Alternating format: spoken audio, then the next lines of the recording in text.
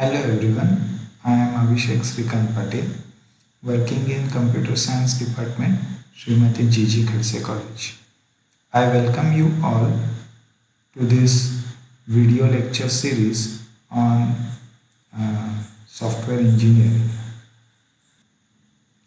In this video, we would be learning about the spiral model.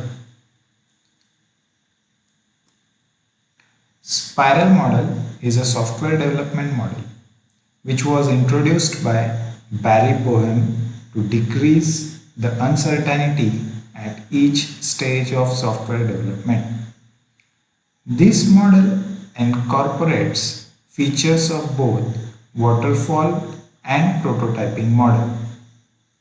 Its most important feature is to decrease the risk of the project. The spiral model looks like a coil which has a center which shows the starting of the project and the line that spirals out from the center showing the progress of the project.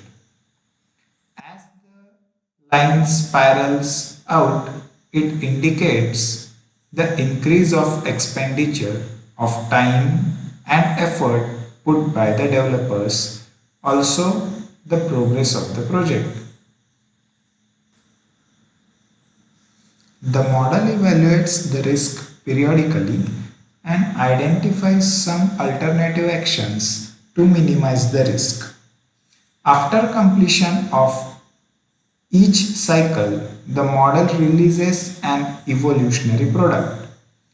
During early stages of the cycle, the evolutionary product may be a model which has product specifications. In subsequent cycles, the evolutionary product may be a prototype which is preliminary version of the actual software. In the progressive iterations or the cycles, a complete version of the software is produced. If we characterize the spiral model, we can observe that starting of the spiral, that is the center of the spiral, shows the concept development of the project. The spiral proceeds outwards, shows the product development. The proceeding loops of the spiral shows the product enhancement. The crucial characteristic of the model are to identify risk periodically. There are various kinds of risk that a developer or client have to confront during the evolution of the software. The spiral model tries to resolve the risk by iterating the cycle multiple times until the risk is minimized. So, the important phase in the model is risk analysis. Let's move to the phases of the spiral model. Each cycle of the model has to pass through these four general steps. The first phase is risk analysis and planning phase. The risks involved in the current iteration are identified and corrective measures to minimize the risk are recognized. The corrective measures are evaluated against the objective and constraints. Also, deadlines are set for the next stage. Requirement analysis. During this phase, the client's requirements are analyzed. The requirements for developing of the product are also established.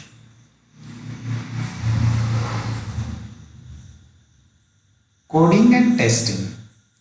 During this phase, the programs are developed and integrated to form a prototype. As stated earlier, the earlier cycles of the product would be prototype and the subsequent cycles of the product of this stage is the developed software. The product of this stage is tested to find any errors in the coding. Evaluation. This phase evaluates whether the project is going as per the planning or not. It evaluates the objectives set at the first stage are achieved or not. This phase also helps the developers to decide number of cycles that would be required to complete the project. Now the question arises, when should we use this spiral model? The model is used in the projects where high risk is involved. The model is used where we could develop a prototype of the product. The model could also be used when the client is unable to specify all the requirements. The model is suitable for long-term projects. Advantages. This model focuses on reducing the risks involved in the project. The model produces a prototype which helps in evaluating the cost and time to develop the software. The model is suitable for long-term projects. In the spiral model, evaluation is performed at the end of every cycle, which helps in tracking the progress of the project. In the spiral model, the risk is analyzed at the starting of each cycle, which helps in planning measures to reduce the risk in subsequent stages. Disadvantages. This model involves multiple iterations which raises the cost of the project. This model doesn't work for the small projects. This is all about the spiral model. In coming lectures, we would learn about agile model. Thank you.